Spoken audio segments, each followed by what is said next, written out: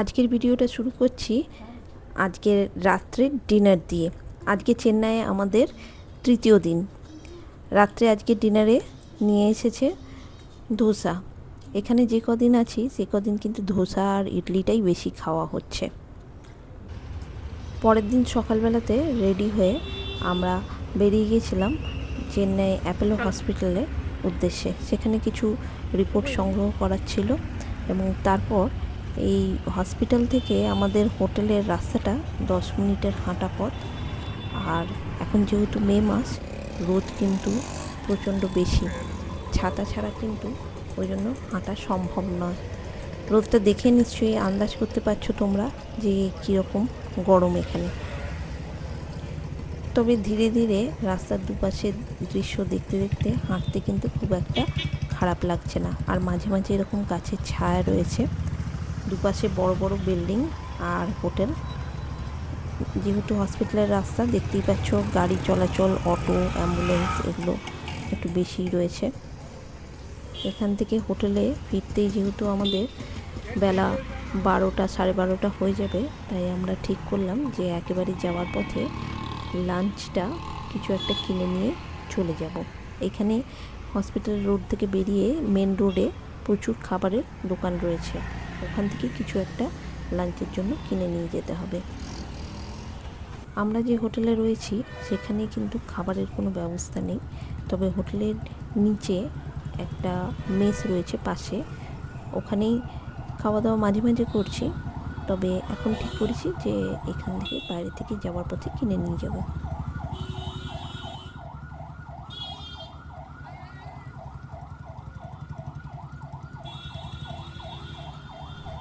আর এই দেখো, হাঁটতে হাঁটতে আমরা কিন্তু চলে এসেছি প্রায় মেন রোডে। এখানে রাস্তাটা ক্রস করলেই ওই পারে কিন্তু অনেকগুলো খাবারের হোটেল রয়েছে। আর সেই হোটেলের মধ্যে বাঙালি হোটেলও কিন্তু একটা রয়েছে, যেখানে আমরা মোটামুটি প্রায় দুবেলা ওখান থেকেই খাবার খাচ্ছি বা নিয়ে যাচ্ছি।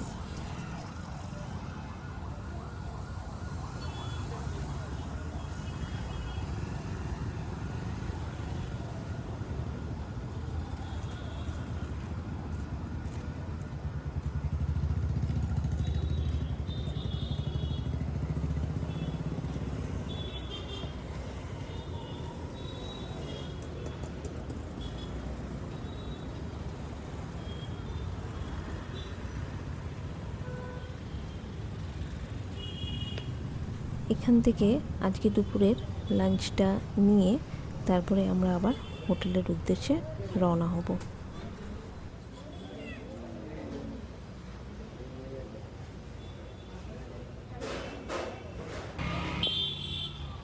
চলো, লাঞ্চ নেওয়া হয়ে গেছে, এবারে হোটেলের উদ্দেশ্যে রওনা হব। আজকে লাঞ্চে কিন্তু এখানে আমরা চাপাটি আর এগ কারি নিয়েছি।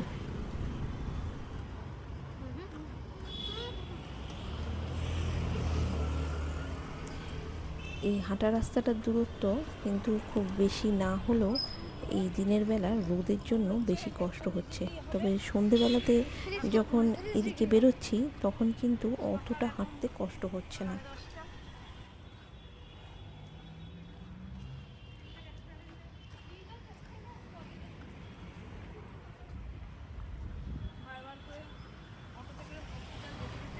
এখানে রাস্তার দুপাশেই কিন্তু বেশ কিছু এটিএম এবং ব্যাংকের শাখা রয়েছে।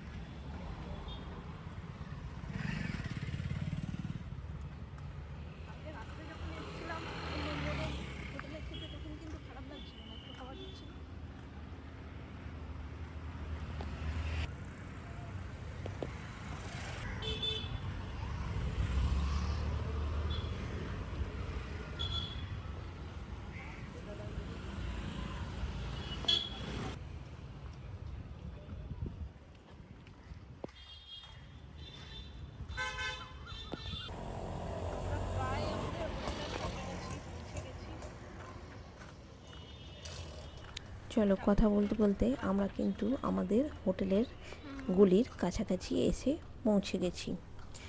এখানে হোটেলের সামনে যে দোকান রয়েছে গ্রসারি, ওখান থেকে কিছু দু একটা জিনিস ওই জন্য কিনে নিয়ে তারপরে হোটেলে গিয়ে ঢুকবো। এখানে মোটামুটি এই দোকানটিতে কিন্তু সব রকমের ভেজিটেবল মানে ফ্রুটস এবং বেশ দরকারি জিনিসপত্র, বিস্কুট সমস্ত কিছুই পাওয়া যায়। এখান থেকে কিছু টুকটাক জিনিসপত্র কিনে নিয়ে এই হলো হোটেলের গলি, আর এইটি হচ্ছে আমাদের এখনকার ঠিকানা, স্কাইলিং রেসিডেন্সি। চলো এবার হোটেলের ভেতরে যাওয়া যাক।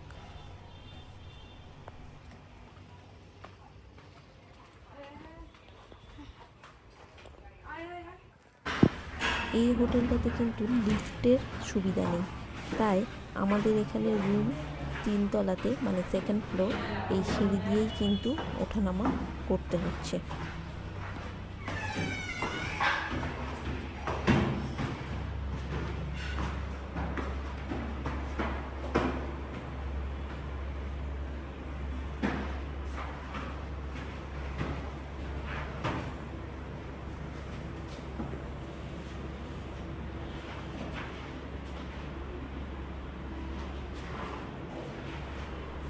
অবশেষে এসে পৌঁছেছি আমাদের রুমটা কিন্তু এর আগের ভিডিওতে আমাদেরকে দেখিয়েছিলাম। এখন দুপুরে আর রেস্ট নিয়ে বিকেলবেলাতে আমরা যাচ্ছি মেরিনা বিচ দেখতে। এর আগের যখন চেন্নাই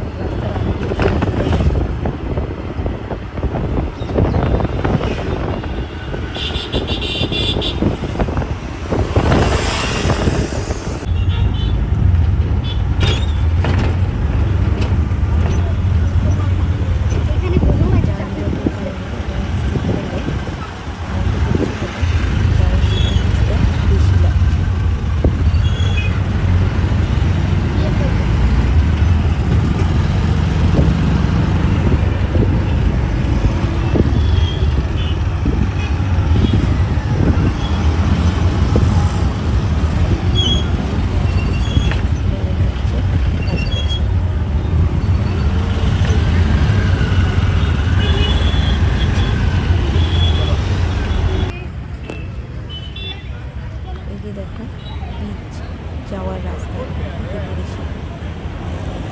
আর এখানে একটা বিবেকানন্দ আশ্রম রয়েছে।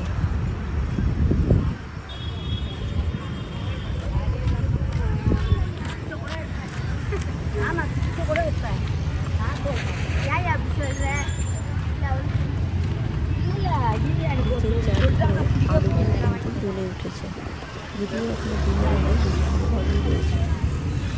আমরা না ওই দিকেই চলে যাই, বুঝলে, অটো তো ওখান থেকে ধরতে হবে, এখান থেকে ধরে যাবে।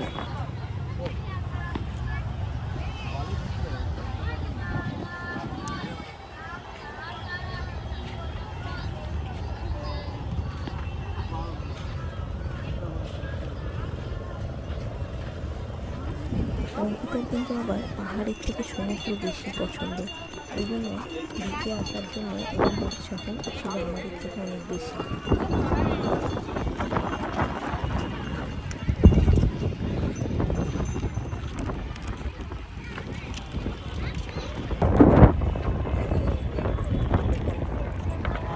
ঠিক আছে।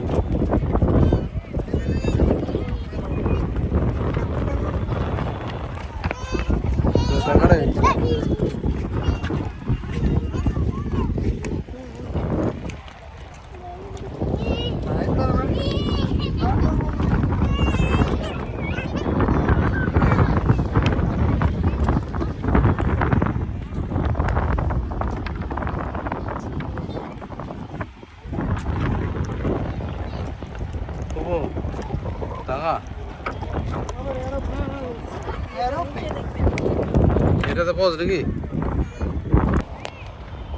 মাঝে মাঝে কিন্তু মাথার উপর দিয়ে এরকম এরোপ্লেন উড়ে যেতে দেখছি।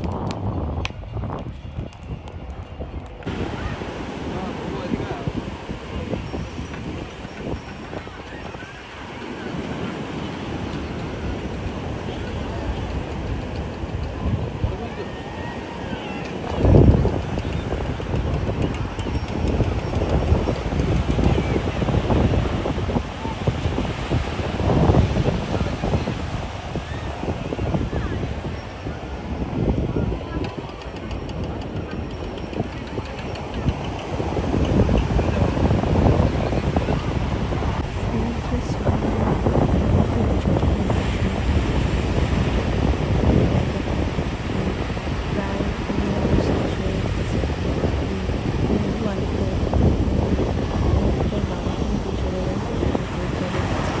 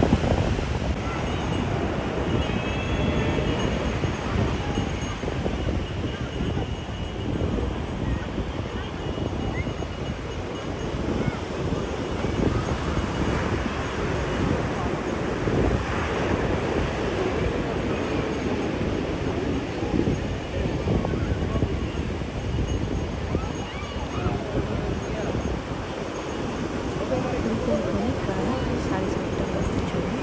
এখানে বেশ অনেকটা সময় কাটলো। এবার আমরা আবার হোটেলের উদ্দেশ্যে রওনা হলাম।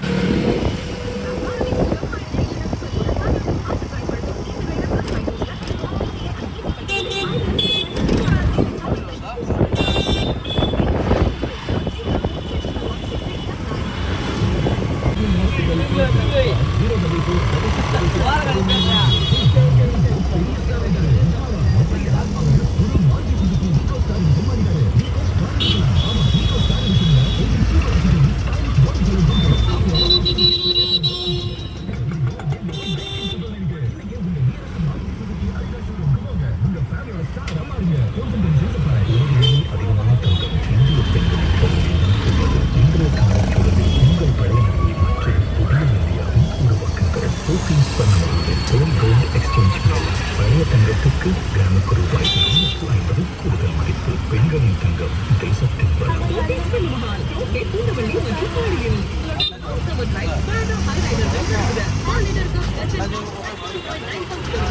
and single tanker 1,200 அதிகமான கிலோமீட்டர்